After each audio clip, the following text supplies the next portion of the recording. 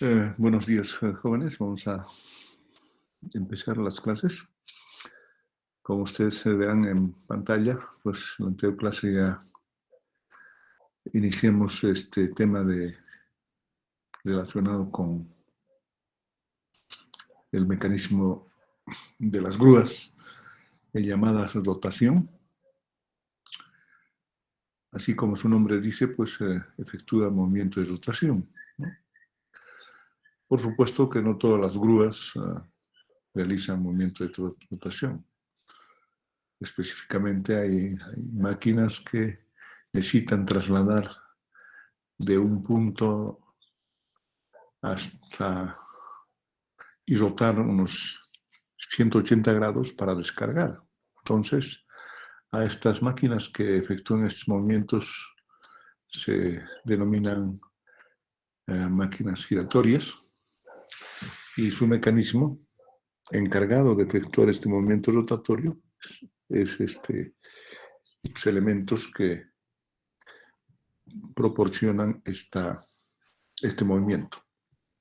Entonces, si esta figura que tenemos en pantalla, nos puede mencionar o nos puede mostrar algunas partes componentes, como en este caso, por ejemplo, tenemos el mecanismo de rotación, está equipado con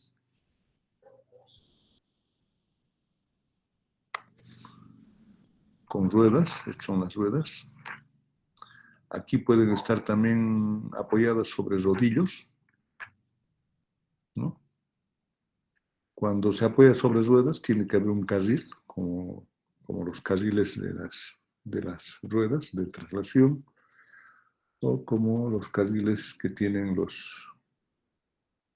las guías donde se apoyan las ruedas de los trenes, ¿no? De ferroviarios, más o menos así, su carril. Cuando se tiene rodillos, tiene una plataforma especial, una guía sobre la que se desliza. Y finalmente, cuando tiene un rodamiento, es como lo que he mostrado aquí de color rojo, que en la anterior clase ya les expliqué. Aquí. Ese rodamiento es un rodamiento especial que se utiliza solamente para los mecanismos de rotación. Todas las grúas móviles de movimiento de tierra, como aquí verán en esta figurita de abajo, aquí, todas estas grúas de movimiento de tierra que están equipadas con ruedas generalmente, son grúas móviles de movimiento de tierra. Tiene aquí una cuchara en la parte, ¿no? Cuchara, este es su pluma, aquí la cabina, su contrapeso, en fin. Este tipo de grúas tienen estos mecanismos equipados con rodamiento, ¿no? Por supuesto que las partes componentes de la grúa, como ustedes verán, pues es esto que estamos viendo. Tiene una sala de máquinas donde están concentrados todos los órganos de trabajo para efectuar los diferentes movimientos, porque una grúa, aquí como está dibujada, pues es una grúa que solamente hace movimiento de rotación, pero pueden estar equipadas también con ruedas, con orugas, pues, para el movimiento de traslación, ¿no? En este caso concreto, esta grúa que nosotros vemos en la pantalla, este esquema de la grúa, pues solamente hace mecanismo de elevación y rotación. Por supuesto, si le ponemos en la parte de abajo le equipamos con ruedas o con ruedas metálicas y un tren de rodadura que es un sistema de engranajes, o mejor dicho, de cadenas, ¿no? Puede estar también equipado con estas orugas, ¿no? Con orugas o con ruedas. Bueno, entonces, con esa introducción, pues ya podemos empezar. Sus partes componentes, como les digo, la grúa está compuesta por una pluma, por la sala de máquinas, su sala su cabina del conductor, su mecanismo, por supuesto, de rotación, su contrapeso. Y, por supuesto, para efectuar todos los cálculos correspondientes tenemos que tener todos los datos, ¿no? Todos los datos, todos los pesos y sus centros de masa. Entonces, aquí, por ejemplo, ya tenemos en esta figura todos los pesos. Aquí está el contrapeso por siempre, MZG. Esta es la masa de toda esta, de la sala de máquinas y la cabina, en fin, MSG.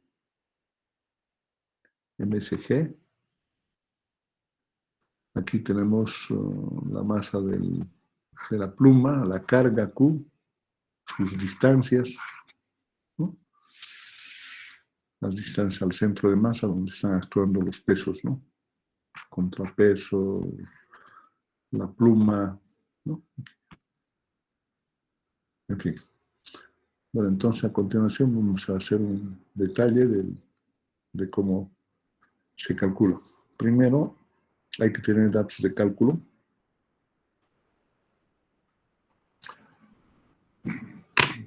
Nuevamente, insisto, creo que el hacer una máquina completa no es sencilla, tampoco por tanto su explicación, ¿no? Aquí, si uno quiere construir toda una grúa, pues prácticamente hay que saber todo, ¿no? Hay que tener conocimientos científicos relacionados con la dinámica, ¿no? La dinámica de movimiento. Hay que tener conocimientos de materias de especialidad, como son electrotecnia, ¿no? Electrónica. Hay que tener conocimientos de resistencia de materiales, ¿no? Resistencia de materiales, elementos de máquinas.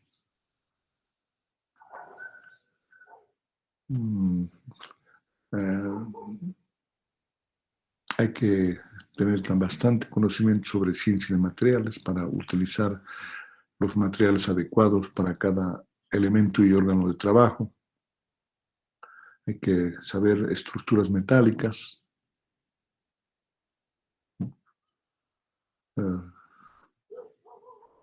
Y por cierto, utilizar algún paquete para calcular las estructuras, ¿no? Por ejemplo. Y pues hoy en día existen paquetes de todo tipo, inclusive para calcular ruedas, para calcular todo, ¿no? Pues creo que la idea es que ustedes tengan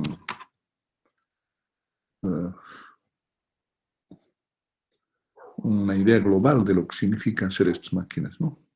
Entonces nosotros, en un periodo de 3 meses, abordar toda una temática tan amplia como son máquinas de transporte y máquinas de elevación no es tan sencillo. Entonces, aquí está, pues, en nuestro plan global, pues, está establecido un conjunto de elementos principales para conocer de manera general todas las máquinas de elevación, ¿no? Por eso hemos hecho el abordaje de temas relacionados con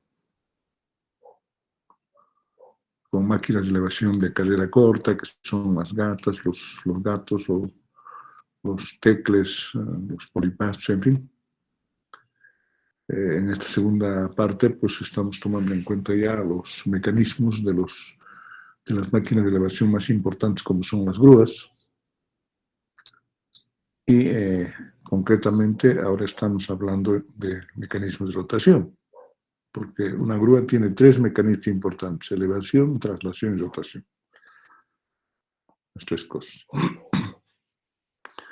Entonces, vamos a empezar con el cálculo. Para hacer el cálculo, pues tenemos que tener datos muy importantes de la máquina que queremos hacer, ¿no? Entonces, por decir,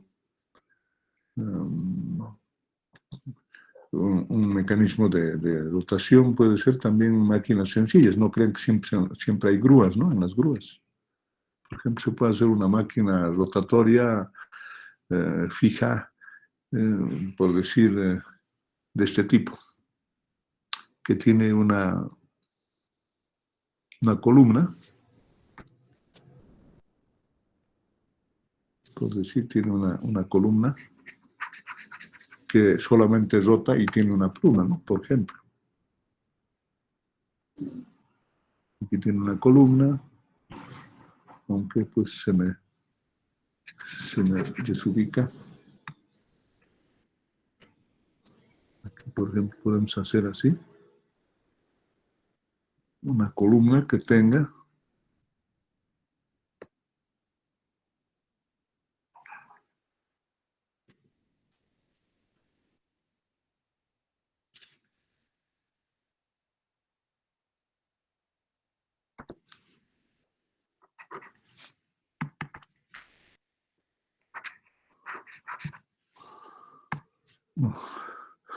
no se puede hacer, pues, no será mano.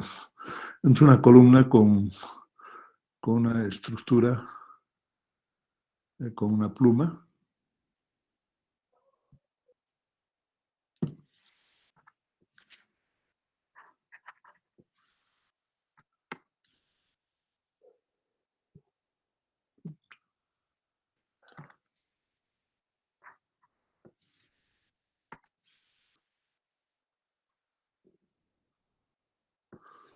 No quiere avanzar.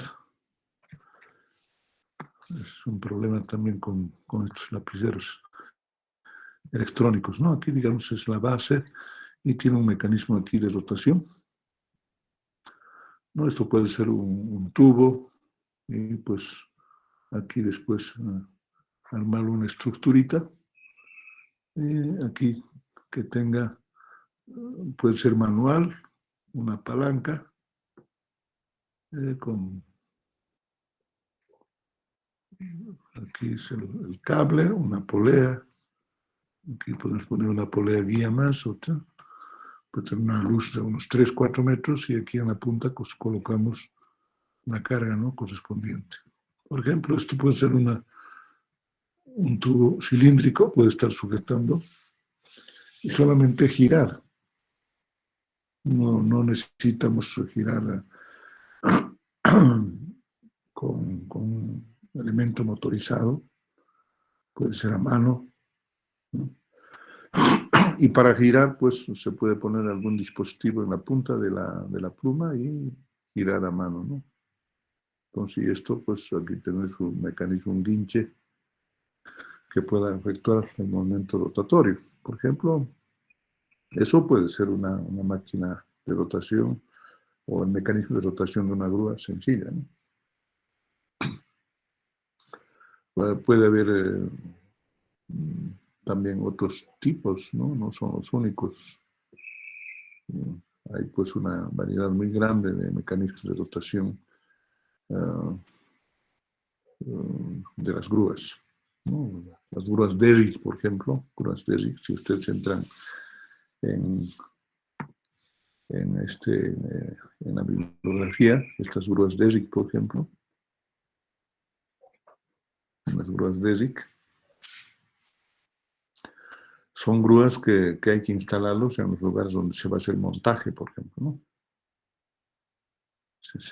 Donde se hace montaje, se instalan las grúas Derrick, son desarmables, tiene pluma, tiene mecanismo de rotación, ¿no? Y mecanismo de elevación, pero son grúas, pueden ser grúas móviles, ¿no? Pueden ser grúas desmontables.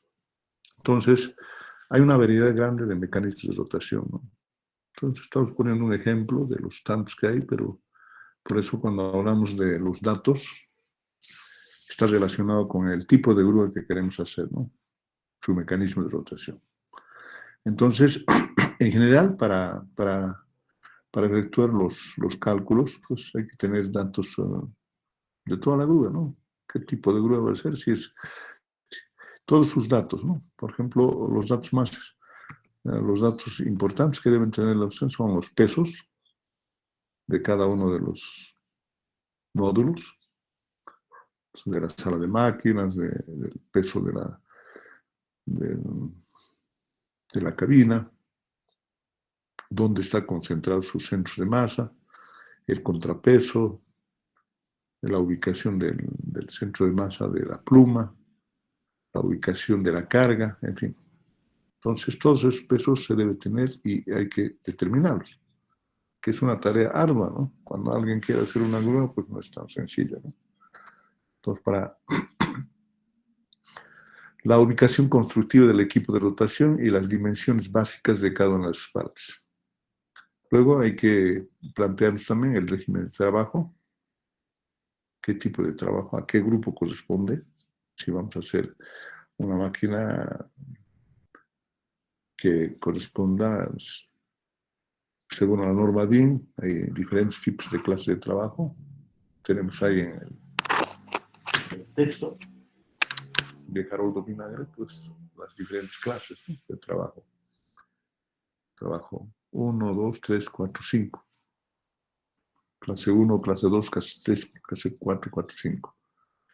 Luego hay que definir también, en algunos casos, el número de revoluciones por minuto de la plataforma giratoria.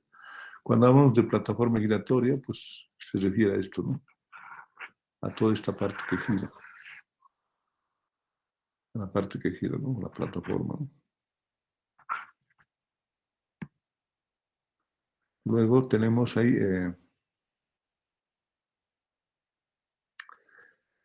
cuando hacemos el cálculo tenemos que saber qué tipo de mecanismo de rotación se tiene. En este caso, por ejemplo,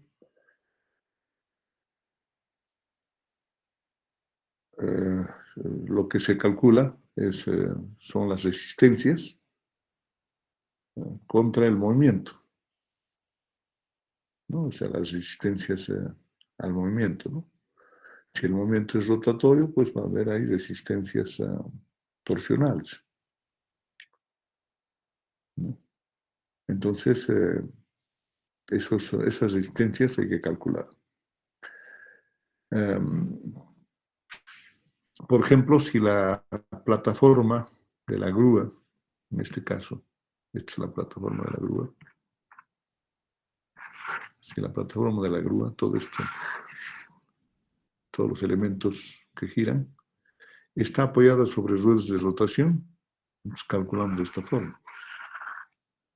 ¿Y esta ecuación de dónde viene? Pues de esto que tengo aquí en la parte superior izquierda, de este esquemita. Pues ahí está la rueda.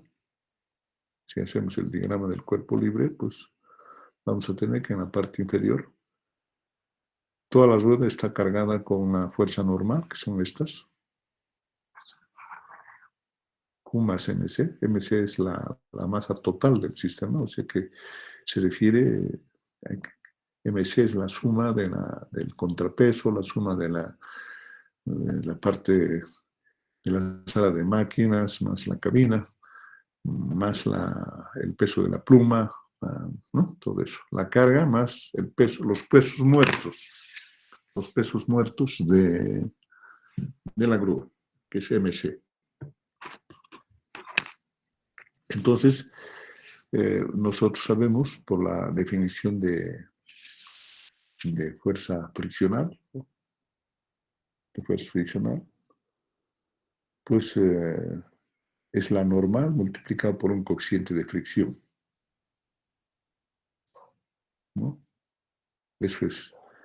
Porque esta fuerza normal, así por sí sola, es una fuerza de restricción. Esta fuerza de restricción, o fuerza normal, o fuerza, pues por sí sola no hace trabajo. Hay que multiplicar por un coeficiente friccional. En este caso, la rueda, como tiene rodadura, también tiene coeficiente de rodadura. Por eso, en este caso, nosotros, para determinar esa resistencia, que le estamos llamando omega, Entonces aquí en el esquema está en la parte inferior, si el movimiento es en el sentido positivo, con la dirección de las agujas del reloj, la resistencia va a estar en sentido contrario, ¿no? Entonces, como está aquí, hay que multiplicar por el brazo, que es R, si hacemos sumatorio de momentos, ¿no? Así que aquí hacemos sumatorio de momentos igual a 0. No tomamos en cuenta en las resistencias dinámicas, las fuerzas inerciales no tomamos en cuenta porque las máquinas no son de alta velocidad. Entonces, en algunos casos, por supuesto que podemos calcular también las fuerzas inerciales, eso no es ningún problema, pero inicialmente, como es una resistencia, eh, es una fuerza actuante, esta resistencia omega es una fuerza actuante, es parte de la, si nosotros escribimos la segunda ley de Newton, la segunda ley de Newton es sumatorio de fuerzas igual a MA, o también se pone aquí sumatoria de fuerzas igual a la sumatoria de las fuerzas inerciales. Y pues la ecuación de D'Alembert también podemos escribir. En este caso, por ejemplo, si la velocidad es constante, pues por eso a veces automáticamente eliminamos la aceleración igual a 0. Pero no vamos a entrar en ese debate, como estamos determinando las fuerzas. Se trata de estas fuerzas de la izquierda, ¿no? Sumatorio de fuerzas. Aquí está, en este sumatorio de fuerzas está este omega. En este sumatorio de fuerzas está omega. Es considerada como una fuerza actuante, una fuerza. Entonces, hacemos sumatorio de momentos y establecemos esto, ¿no? Omega por R, la carga normal es M más la sumatoria de todos los pesos, por eso estamos viendo aquí MC, es la suma de todos los pesos. Entonces, este brazo de rodadura, como ustedes verán aquí, si nosotros dibujamos aquí en este espacio para tener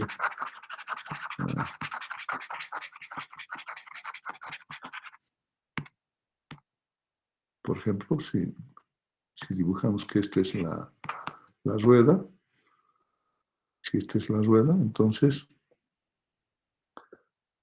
aquí en la base de la rueda, este está en contacto, digamos, con el carril, ¿no? Aquí en el centro está su eje.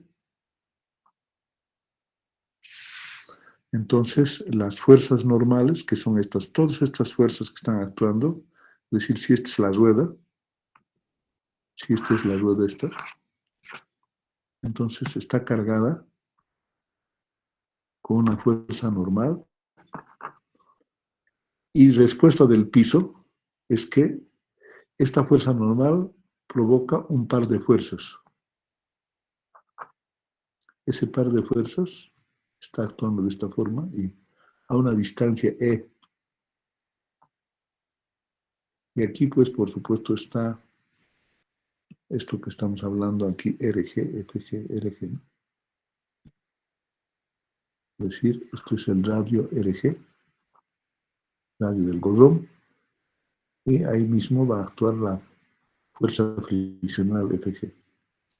Entonces, ¿qué es lo que hacemos en este caso? Entonces, aquí, si el movimiento de las ruedas en este sentido, la resistencia va a ser aquí, en sentido contrario. Entonces, sumatoria de momentos. Hacemos sumatoria de momentos respecto a la base. Bueno, respecto al eje central de rotación. ¿Sí? Entonces, sumatoria de momentos va a ser entonces WR igual a la carga total a la carga del peso que se está transportando, más las cargas muertas, mc. Entonces, como esto está produciendo un par de momentos, entonces aquí hay E,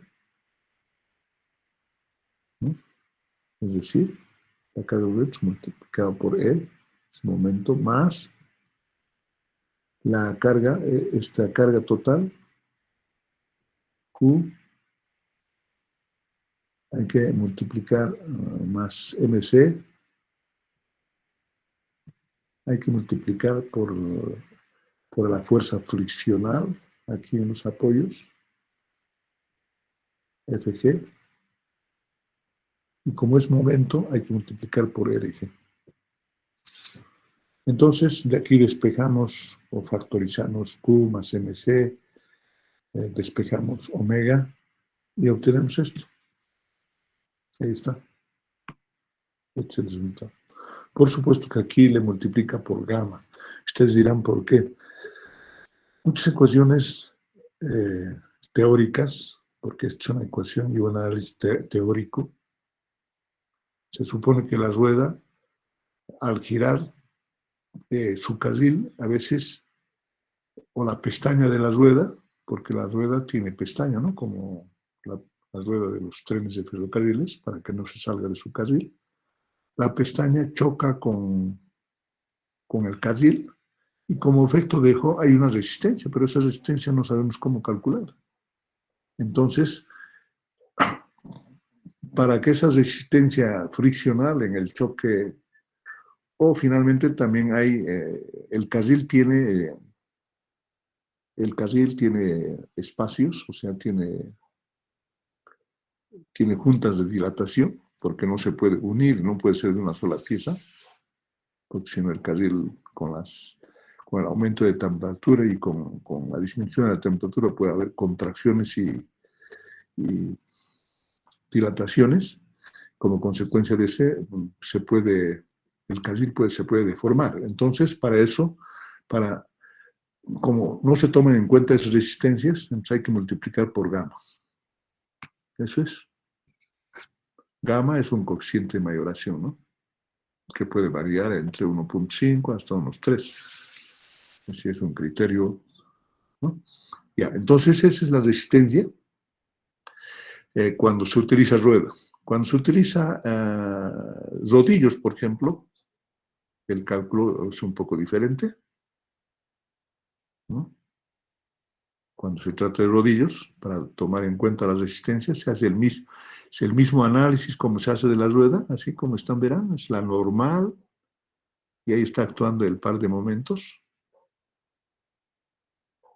pero el rodillo no tiene un eje sobre lo que está girando el cuerpo, entonces todo el apoyo cae sobre el rodillo en general, en la parte externa del rodillo, en esta parte que estamos viendo aquí, por eso estamos dibujando así, para que no se salga tiene su desnivel. Entonces, se calcula de la misma forma, como par de momentos, así como estamos viendo aquí. Y pues, esta es la resistencia, y si queremos calcular el torque, va a ser W dk dividido entre 2. Dk es el diámetro, es el diámetro aquí. Si tomamos en cuenta esta figura, este es el diámetro dk de apoyo de los rodillos, ¿no? En este caso de los rodillos. Entonces hay que multiplicar por dk medios, ¿no? Las omega para determinar el torque resistente, ¿no? Bueno, eso es cuando se tiene rodillos. Cuando se tiene, bueno, pues por supuesto se calcula todavía si tiene un pivote central de rotación, si la grúa tiene este pivote central de rotación, está pivotando aquí, está sujeto a la base, digamos, en la parte central, hay un eje. Entonces hay que calcular complementariamente todos esos datos, ¿no? Aquí está. Entonces, aquí está el pivote, aquí está la carga total, que está en el extremo de la pluma. Hay que multiplicar por G. Se toman sumatoria de momentos. Entonces, hasta F1 está aquí, está actuando en este extremo. En este eje de rotación está F1.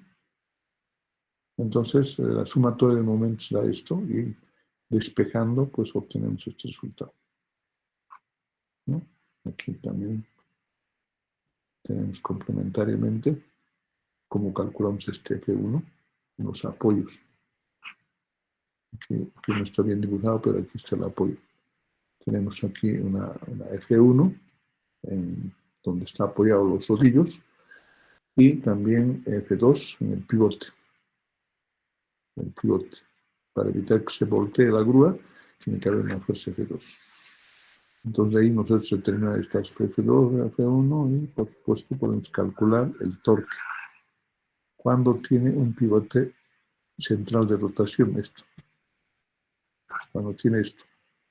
Porque no siempre tiene. A continuación, por ejemplo, vamos a hablar de un tercer sistema que no tiene, que es esto. Cuando se utiliza un rodamiento axoradial. Entonces, cuando se tiene un rodamiento axial, eso quiere decir que no tiene en esta figura no tiene ruedas, tampoco tiene este pivote central, por decir, nosotros podemos borrarlo esto, así, y pues solamente tiene un eje que está conectado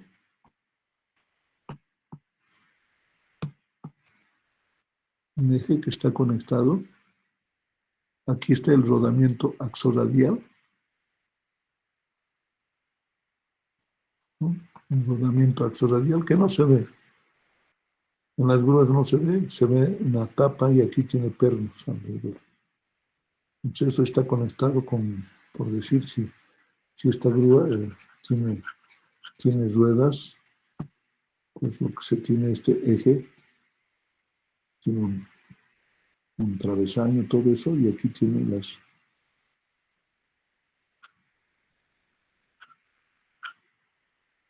así están las ruedas, ¿no? O puede tener orugas también, ¿no? Si tiene orugas, entonces aquí va a tener una cadena, ¿no? Para que efectúe traslación. Entonces, este rodamiento axoradial no tiene pivote central de rotación,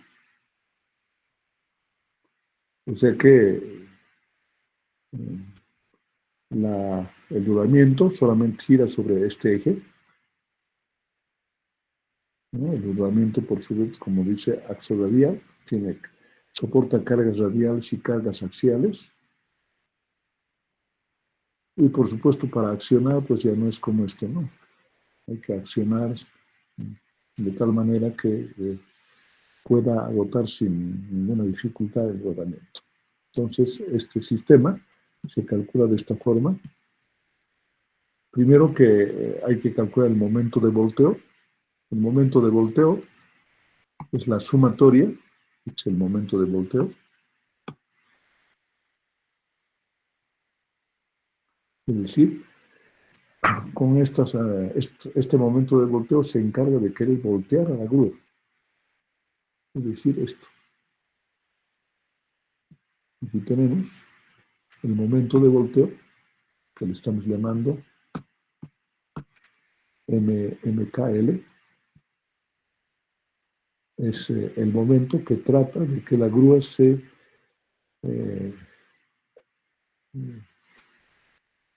voltee, ¿no?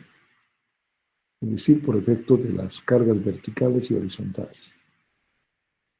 Entonces, eso es, por supuesto, un aspecto muy importante en las grúas. Hay que calcular el momento de volteo. Es la sumatoria de los momentos, tanto de las resistencias verticales como las resistencias horizontales. ¿Qué es esto? Por ejemplo, ¿qué tenemos si tenemos cargas verticales? Estamos todos los pesos. Aquí estamos tomando en cuenta, mira, RB es la sumatoria de todas las cargas verticales, Q más MC. MC, por supuesto que podemos desglosar todavía, podemos desglosar esos pesos como la masa de la pluma, la masa de la sala de máquinas, más la sala del conductor, la cabina del conductor, más el contrapeso, entonces toda la suma de las cargas verticales en kilogramos fuerza. El momento estático podemos calcular también con ayuda de esto. Entonces hay que hacer un diagrama, cómo está actuando el peso. Entonces el momento estático son las resistencias multiplicado por el diámetro. Aquí está el diámetro del apoyo de los rodamientos axoradiales, digamos, estos son las bolillas. Este es el diámetro de K. Entonces, todas las fuerzas están actuando, hay que multiplicar por dk y, por supuesto, hay que calcular, hay que multiplicar por el coeficiente friccional. Porque ya hace rato les dije, las fuerzas normales por sí solas no realizan trabajo. Hay que multiplicar por este coeficiente de fricción. El coeficiente friccional. La normal multiplicada por un coeficiente va a ser perpendicular, ¿no? 90 grados. Entonces, en esa resistencia de fuerza, si nosotros tomamos en cuenta que el eje de rotación, si tomamos en cuenta, vamos a hablar de esto para dibujar.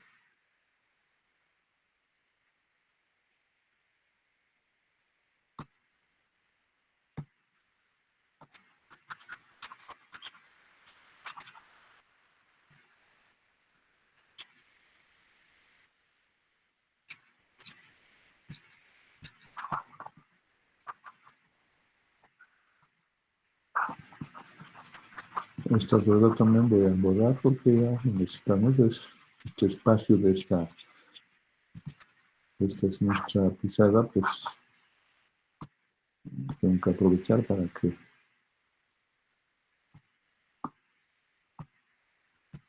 ¿no? Entonces, aquí en el rodamiento axorradial, si nosotros proyectamos a la base, pues va a tener el rodamiento, va a ser así. Todos los pesos hay que multiplicar por aquí el eje, digamos. Aquí en esta parte van a estar los rodamientos, yo no sé.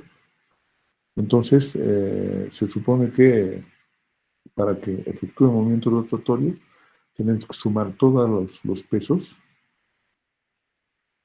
¿no? Y pues vamos a tener aquí una sumatoria de fuerzas,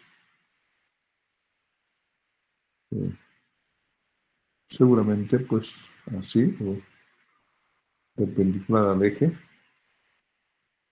de rotación. Entonces aquí vamos a tener las fuerzas, ¿no? Las fuerzas verticales, horizontales, en fin, y hay que multiplicar por el coeficiente de fricción. Entonces aquí se recibe este momento torsor, lo que estamos haciendo.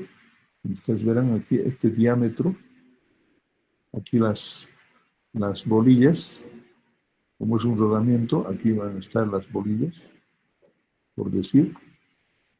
Entonces este es el diámetro de K, de sub K. Entonces estas fuerzas van a actuar a una distancia, ¿no? De K medios. Eso es lo que estamos haciendo en este análisis, ¿no? Esto por dk Estas son las fuerzas normales. Y multiplicado por dk medios y multiplicado por el coeficiente friccional. ¿Y cómo calculamos A?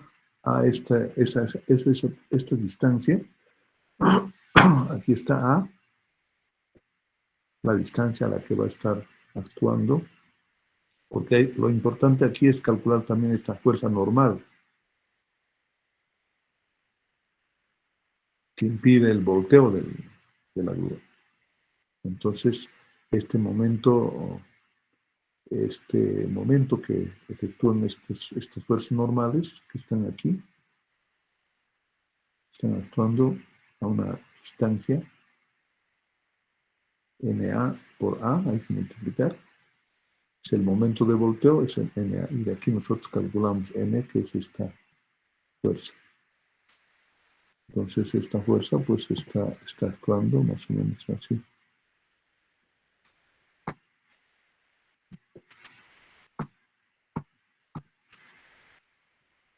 Así, N. A una distancia A, ¿no? Es A, entonces es un par de momentos, uno en un sentido y otro en otro sentido. Este N. Entonces, eso es un rodamiento axoradial. Aquí está también, aquí en esta figura estoy mostrando eso. Ya, entonces, eso sería con respecto a este momento estático de los rodamientos axoradiales. Por supuesto que hay que calcular también el momento del viento. El momento del viento se calcula como la fuerza del viento por el radio o la distancia a donde está actuando.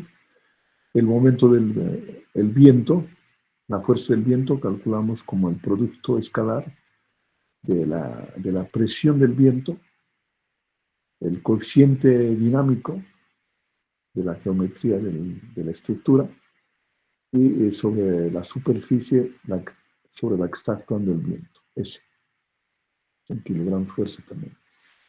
Entonces, ¿cómo calculamos la potencia del motor? Por supuesto que todo este desarrollo matemático que estoy haciendo es en general para todos los casos. Entonces aquí estamos tomando en cuenta sumatoria de momentos partiendo del momento de arranque, el momento de partida. El momento de partida es pues igual a la sumatoria algebraica de todos los momentos, ¿no?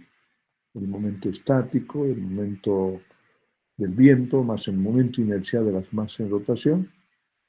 Como este momento de arranque va a estar relacionado a la relación de transmisión total, y hay que multiplicar por el rendimiento, ¿no? Es como lo que hicimos en la parte correspondiente al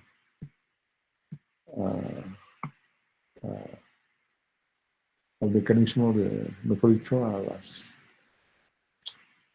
la parte correspondiente a máquinas de elevación de carrera corta. Lo que hacemos aquí es aplicar la segunda ley de Newton para movimiento angular. Es decir, hacemos sumatoria de momentos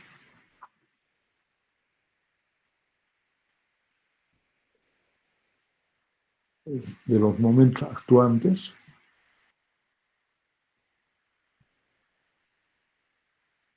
más la sumatoria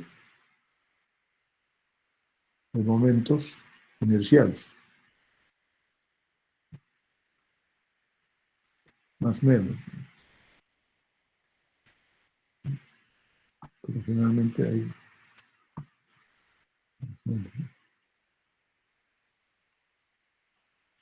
vamos a poner momentos inerciales igual a cero, ¿no? ¿Y esto de dónde viene? Ustedes saben bien, como recordatorio siempre pongo, en dinámica, eso hemos hablado, Siempre hemos dicho el torque o momento torsor. Si hemos escrito en algunas ocasiones el torque en inglés igual al momento torsor actuante es igual al momento inercial por la aceleración nuclear, ¿no? Estos son las fuerzas inerciales, estos momentos inerciales, momentos inerciales. Hay de rotación y hay también momento inercial de traslación. No solamente hay momento inercial, ¿no? Entonces son las fuerzas actuantes son el momento mt, por ejemplo, el momento estático, es el momento actuante, el momento del viento, no es momento inercial, el momento del viento es un momento de acción, un momento que hace posible el movimiento de rotación en una grúa, y los momentos inerciales son el resultado de eso, ¿no?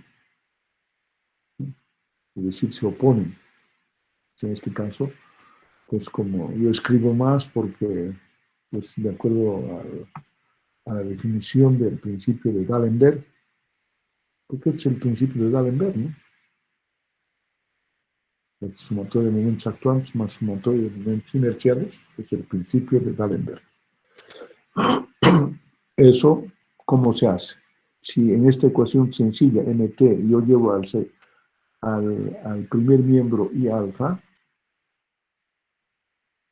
este momento torsor de D'Alembert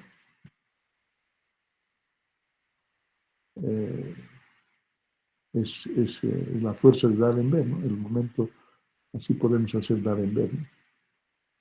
Positivo, por eso es que estoy poniendo positivo, ¿no? Es la sumatoria de los momentos igual a cero, porque es un trabajo, ¿no? Esto es un diferencial de phi,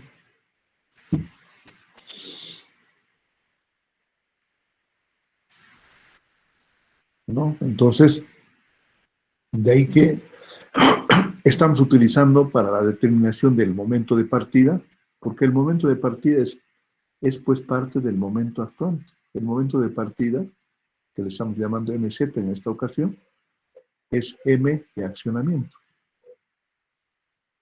Es el momento de accionamiento. Pero concretamente en el momento de la partida, porque en ese momento está, digamos, con su máxima capacidad de potencia de la máquina. Pero una vez que llega a la velocidad de régimen, pues baja esa potencia, ¿no? No es la misma. Entonces, eso es lo que nosotros estamos haciendo aquí en esta ecuación, sumatoria de momentos. Por supuesto que en la ocasión que tuvimos de hacer el cálculo, con lo que hemos hecho siempre es, hemos dicho, el momento de la carga, el momento de la fuerza, hay que multiplicar por la relación de transmisión, por el rendimiento total, y esto es igual al momento de la carga. Entonces, este es el momento de fuerza, donde están actuando las fuerzas, ¿no? Entonces, en este caso, el momento de fuerza es el momento de accionamiento, MZ, por eso que al llevar al otro miembro, el momento de la carga es la sumatoria del momento estático, del momento del viento, del momento inercial de las masas en rotación. Al llevar al otro miembro, pues se divide, ¿no? ¿No? Eso es lo que nosotros hacemos aquí. Esto, ¿no? El momento de arranque es igual a la sumatoria del momento estático, momento del viento, es momento de la carga, pero es el momento de la fuerza. Entonces dividimos esto y todavía sumamos el momento inercial de las masas en rotación del motor, porque individualmente el motor también tiene su momento inercial. Entonces, eso es lo que hacemos. El momento inercial de las masas en rotación del motor, calculamos de esta forma. Este es MIR2, que es esto. Calculamos GD cuadrado. Este es un dato que tenemos de los fabricantes de motores eléctricos. Esto es un coeficiente que resulta del reemplazo de todos esos datos, porque aquí el momento, ¿qué es? El momento inercial. De acuerdo a la definición, aquí tenemos todos estos datos que se está explicando también, dentro de la fuerza, en fin. Pero, como les digo, este momento es, como es un momento inercial, va a estar relacionado el momento MIR, MIR sub 2, es igual a I alfa, ¿no? Este del rotor del motor. Entonces, I del rotor del motor es G de cuadrado sobre 4. El momento inercial hay que multiplicar por alfa. Alfa significa la relación entre la velocidad angular y el tiempo. Por eso aquí el tiempo de arranque está PR. Pero omega, que es la velocidad angular, se calcula en función de las rotaciones del motor, es 2πn del motor. Si nosotros calculamos en segundos, en este caso, hay que dividir en 60, de ahí que todos estos coeficientes 2πn dividido entre 4, en fin, todo eso resulta esto, 38.2. ¿No? Y el momento inercial hay que todavía mayorarlo en función del sistema de transmisión, 1.1, 1.2. Hay que tomar en cuenta todos los elementos rotatorios complementarios como caja de vector, en fin. Por eso aquí se multiplica por un coeficiente de mayoración entre 1.1 hasta 1.2. ¿No? Ya, entonces con esos complementos creo que quede bien claro de dónde vienen entonces estas relaciones matemáticas. Aquí el momento inercial del sistema, el momento inercial IR1, que es esto, el momento inercial de las partes giratorias de la grúa, se calcula como el producto pues, del momento inercial total. Estoy utilizando aquí la nomenclatura de la norma DIN. La norma DIN, en lugar de utilizar I como nosotros momento inercial utilizamos aquí en nuestro país y se habla hispana, los alemanes utilizan J al momento inercial. Si yo lo dejamos así, J es el momento inercial equivalente o total multiplicado por la aceleración angular, que en algunas ocasiones estoy utilizando también yo como alfa, ¿no? Pero en esta ocasión estamos utilizando lo que está escrito en el texto de Helmut Ernst, ¿no? La norma DIN, ¿no? Entonces, este momento inercial, ¿cómo calculamos? Como la sumatoria de todos los momentos inerciales de las partes rotatorias de la grúa móvil, ¿no? Aquí está. Tenemos aquí el momento inercial de la pluma, el momento inercial de la sala de máquinas más la cabina, hasta su centro de masa, porque hay que utilizar pues el principio del momento inercial, ¿no?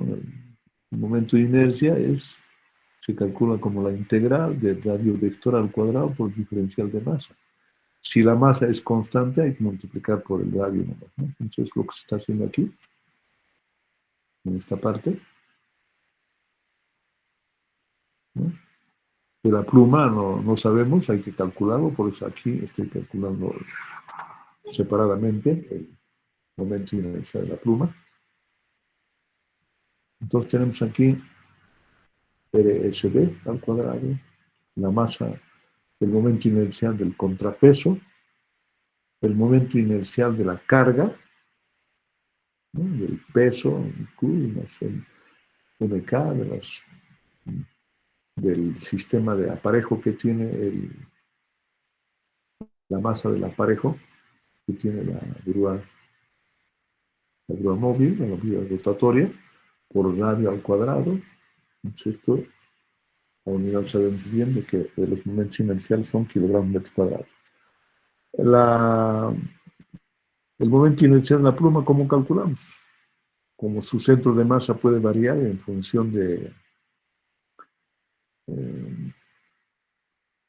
la ubicación de la masa. Si nosotros observamos esta nuestra figura, aquí, hay un diferencial de masa, pues la pluma está más cerca o más lejos, de eso depende la distancia al centro de masa. En este caso estamos tomando en cuenta R en cualquier lugar. Y de esa manera nosotros calculamos con ρ al cuadrado diferencial de masa, lo mismo haciendo uso de esta definición de momento inercial que he descrito ese dato aquí. Integral de radio a la mesa, estamos haciendo aquí uso para la pluma. Entonces, ir reemplazando todos los datos en base a este gráfico. Este gráfico está relacionado para determinar eso. Todos los datos, cosenos, en fin, todos esos datos hay que reemplazarlos y obtenemos pues este resultado. El momento inercial de la pluma va a ser igual a la masa de la pluma dividida entre 3, R1 al cuadrado más R1 multiplicado R1 por R2 más R2 al cuadrado, ¿no? Pues, y la aceleración angular, pues calculamos tomando en cuenta las rotaciones del sistema el mecanismo de rotación de las partes giratorias de la grúa giratoria, 2pi n sub 0, o sea, de la parte giratoria de la pluma, dividida entre 60 pr, ¿no? Porque 2pi n sub 0 es la velocidad angular, y hay que dividir en el tiempo de arranque, ¿no? Tiempo de rotación. Entonces 2 se divide en 60, por eso aparece 30.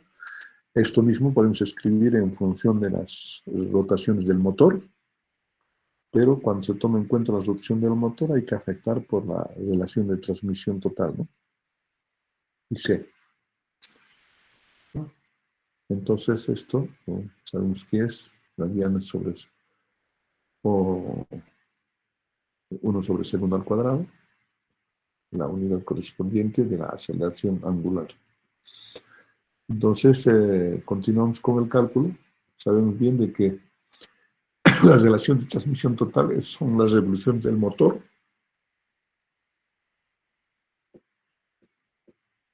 La revolución del motor sobre la revolución de la máquina, que es en el sub 0. Aquí estamos tomando en cuenta en el sub 0. En el sub 0, pues podemos darnos como dato que puede tener una velocidad en la parte giratoria de la grúa entre 0,6 a 2 RPM, 6 revoluciones por minuto.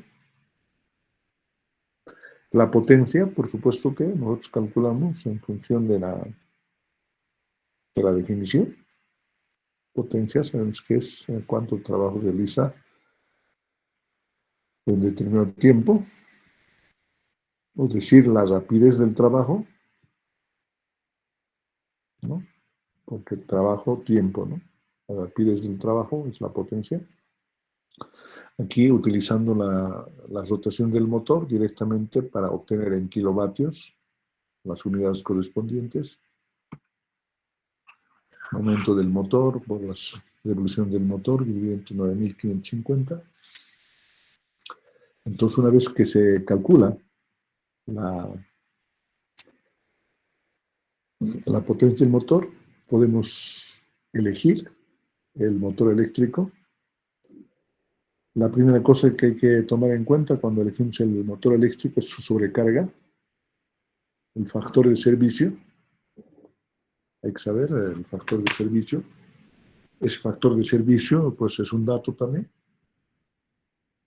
porque la grúa en la parte rotatoria pues tiene periodos de descanso, no siempre está girando todo el tiempo, entonces el factor de servicio está en función de los tiempos de parada, no trabaja totalmente todo el ciclo de trabajo no está relacionado totalmente a que trabaje eh, todo el tiempo efectuando un movimiento de rotación.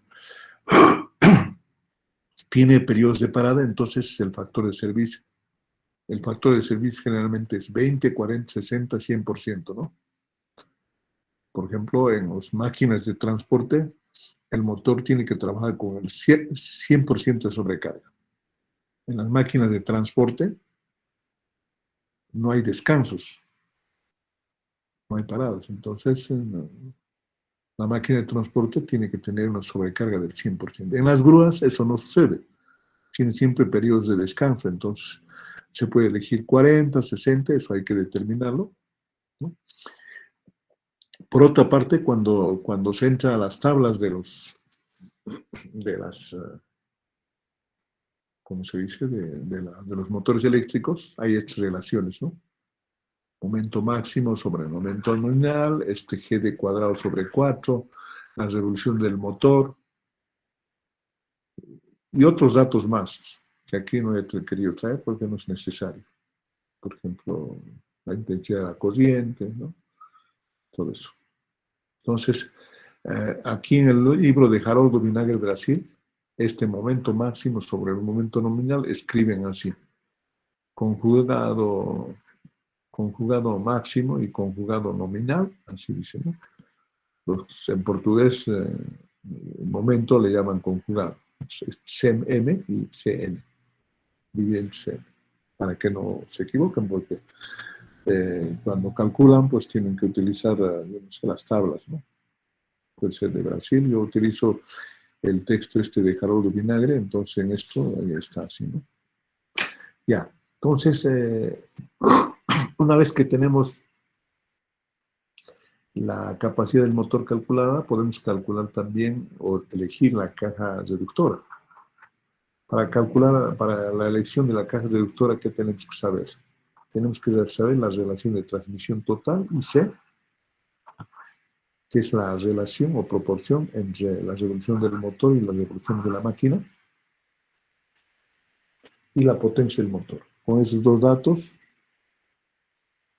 se pueden echar a las tablas y se puede obtener. Por supuesto que esta relación de transmisión no va a ser la misma, no va a ser pues, la relación de transmisión calculada, ¿no?, en nuestro teórica. Los fabricantes pueden tener puede haber variación en esta relación de transmisión. Hay que hacer el recálculo que esto no se sobrepase más o menos 6%, tomando en cuenta la norma europea, ¿no? Y dicen así, que esta relación de transmisión calculada no tiene que ser más o menos 6% de diferencia con lo que vamos a elegir. Bueno, otro aspecto importante en el cálculo del mecanismo de rotación son el cálculo de los frenos. El cálculo de los frenos, pues tomamos en cuenta y hacemos uso del mismo principio de D'Alembert, ¿no? Esto que he escrito aquí, ¿no? La deducción de estas ecuaciones, de estas fórmulas, se hace uso de esto, de todo esto, ¿no? De todo esto que estoy haciendo. Los momentos actuantes más los momentos inerciales igual a 0, sumatoria de todo eso, ¿no? Entonces, es lo mismo que en el caso anterior, en el momento de partida, que estamos llamando MZ. En este caso, nosotros utilizamos la nomenclatura de los alemanes, la norma DIN. La norma DIN MB habla, MB es de freno, ¿no? Brake, ¿no? De freno viene, ¿no? En alemán también es algo parecido al inglés, su palabra de freno. Entonces, de ahí que utilizan ellos MB, ¿no? Entonces, El momento de frenado es la sumatoria de todos los momentos, tanto de los momentos inerciales como de los momentos estáticos, ¿no? Sumatoria algebraica. Yo quiero decirles que aquí estamos poniendo más o menos momento del viento, positivo o negativo, eso dependiendo cómo está actuando el viento, en sentido positivo o en sentido negativo, está ayudando o está, o está en sentido contrario al movimiento. Entonces, ahí viene el momento del viento. Si ayuda al freno o no ayuda. Y el momento estático se supone que siempre ayuda a frenar, ¿no? Va a ser menos momento estático, entonces el momento de frenado va a ser menor porque el momento estático ayuda a frenar. Y multiplicamos aquí en los frenos el rendimiento total, hay que poner en el numerador, a diferencia del momento de partida, ¿no? En el momento de partida, pues ponemos en el denominador y en esto, pues el rendimiento ayuda a frenar, ¿no? Y más el momento inercial de las masas en rotación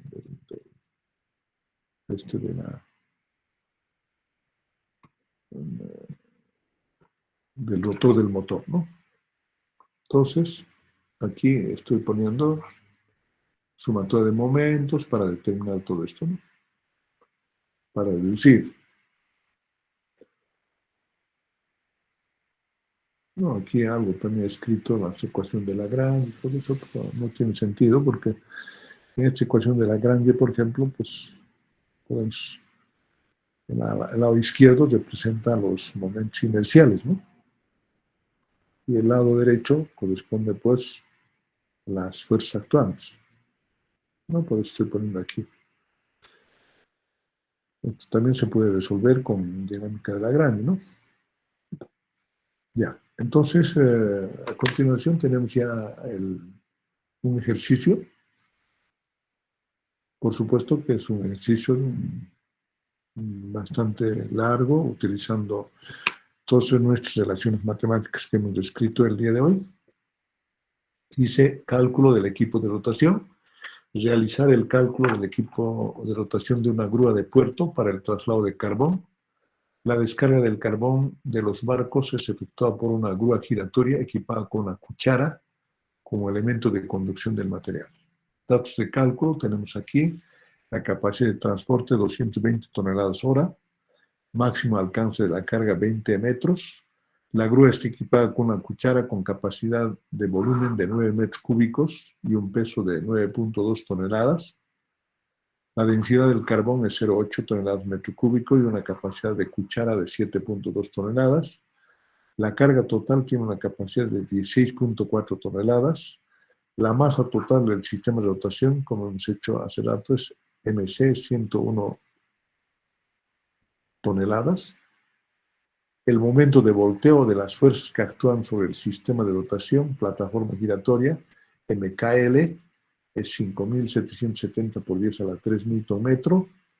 La plataforma giratoria está apoyada sobre un rodamiento axoradial de diámetro grande, cuyas dimensiones son, ahí está, 6.200, T 160 milímetros, alfa 45 grados, el coeficiente de fricción 0.0065, número de revoluciones de la plataforma giratoria 1.5 RPM, número de ciclos de trabajo durante el traspaso a los vagones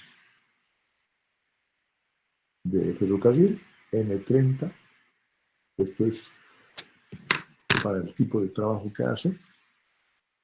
Cálculo de la resistencia, aquí empezamos a hacer los cálculos. Las mismas ecuaciones matemáticas que estamos utilizando en el marco teórico. Estamos utilizando momento estático, calculamos como FC, RB sobre seno de alfa, más RH sobre coseno de alfa, más 2N multiplicado por dk dividido entre 2. El momento de volteo también calculamos tomando en cuenta para calcular N, ¿no? N por A. Entonces, las resistencias verticales o las fuerzas verticales calculamos sumando Q más MC por G. Esto es igual a Q es 16.400 más MC es 101.600 kilogramos. Hay que multiplicar por G para obtener en newtons. Entonces multiplicamos eso y nuestro resultado sale ahí, tanto en newtons como en kilogramos. Las resistencias horizontales o las fuerzas horizontales es la acción del viento y de las fuerzas centrífugas, ¿no? Cuando rota la grúa puede haber fuerzas centrífugas que están actuando horizontalmente. Entonces ese dato más o menos se puede calcular o se puede aproximar a 38 newtons. N, que es la fuerza que es necesaria para evitar el volteo de la grúa, calculamos tomando en cuenta también el marco teórico. MKL es la fuerza normal multiplicado por A.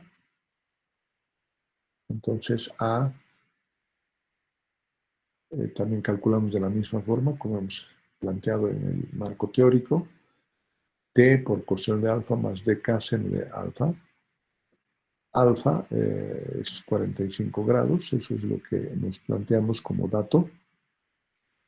Aquí, alfa, ¿dónde está? Aquí está, alfa 45 grados. Aquí tenemos alfa 45 grados.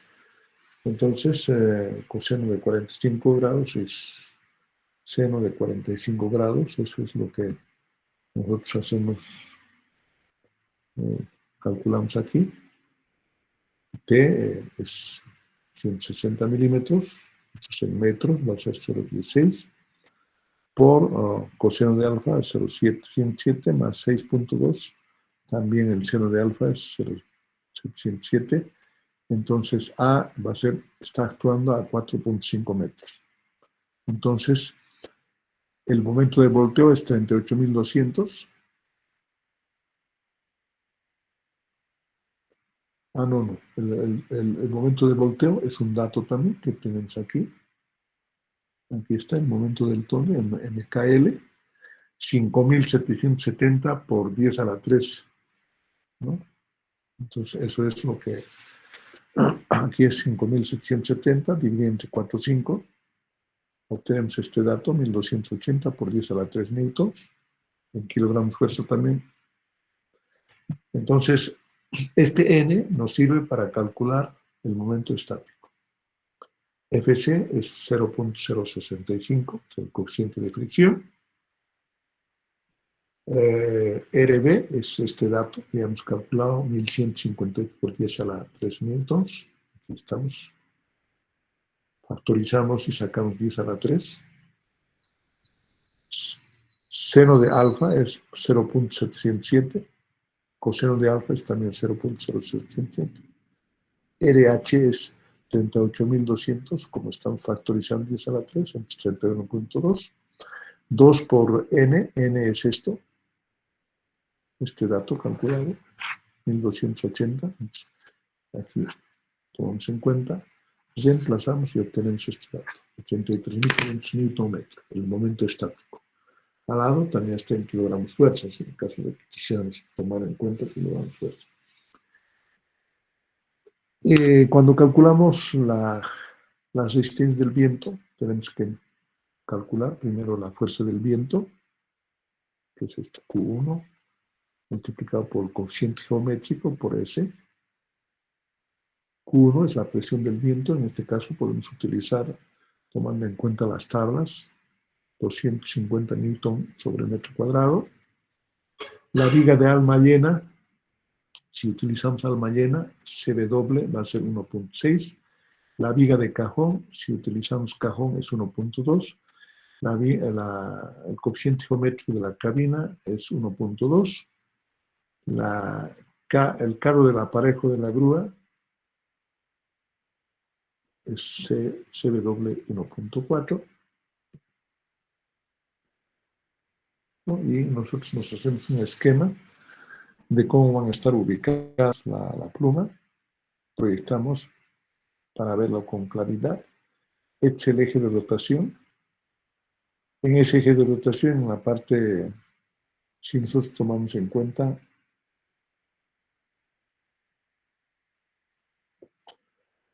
pues este es un dibujo esquemático, ¿no? De cómo va a actuar el viento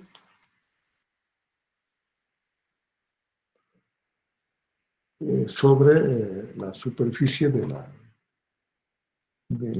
grúa, ¿no? Aquí tenemos entonces superficies, el contrapeso tiene una superficie, la parte, este es el eje de rotación, ¿no? Como es un esquema, pues estamos haciendo de esta forma. A partir del eje de rotación para atrás, este es donde está la sala de máquinas, todo eso, 13 metros, adelante con más la pluma, todo eso, qué sé yo, 35 metros, la sala de la cabina, una superficie, la cuchara, porque es bastante grande, también hay que tomar en cuenta el sistema del cado aparejo, también le ponemos ahí. ¿Y cómo calculamos? Aquí hacemos uso de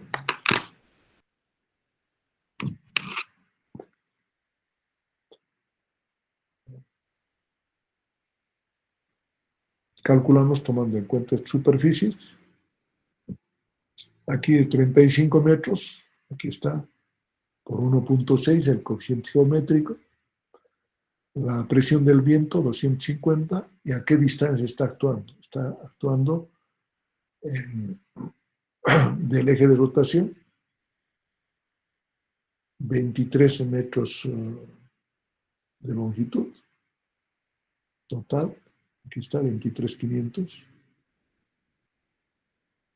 y dividido entre 2, el centro de masa donde está actuando, más, por supuesto, 4 más 3, esta es la superficie de 4 más 3, por el coeficiente geométrico 1.4, por la presión del viento 250, y está actuando a una distancia de 20 metros del eje de rotación. 20. Luego tenemos aquí 3.5, ¿qué es esto? La cabina, su coeficiente geométrico 1.2, a una distancia de 4.2 metros, está actuando el centro de masa, y multiplicamos por la presión del viento 250. Menos, está actuando en sentido contrario, tratando de girar en sentido contrario el contrapeso, ¿no? El contrapeso, o también esta parte de la sala de máquinas. En este caso podemos tomar en cuenta para el cálculo esto, 13 metros, aquí está, que es menos, porque esto es en sentido positivo, esto es en sentido negativo, porque el viento está actuando frontalmente. Si actúa aquí, pues va a hacer que girar así la grúa en el sentido contrario, y este otro en el otro sentido. Entonces, por eso es negativo. Menos 13 por 1.6, que es el coeficiente geométrico, por 250, que es la presión del viento, y 8.2 es la longitud total dividida entre 2. Estamos suponiendo que está actuando en el centro de masa, en la presión del viento. Entonces tenemos ahí 8.5 por dividido entre 2. Entonces, y finalmente tenemos aquí todavía el contrapeso, menos 8.5 por 1.2, es el coeficiente geométrico, 250 la presión del viento, y está actuando a 6 metros del eje de rotación, ¿no? Entonces, haciendo las multiplicaciones, restando, sumando, restando, porque en algunas partes son negativos, nos sale el resultado 180.500 Nm. Ese es el momento del viento. Entonces, para determinar la potencia del motor, nosotros utilizamos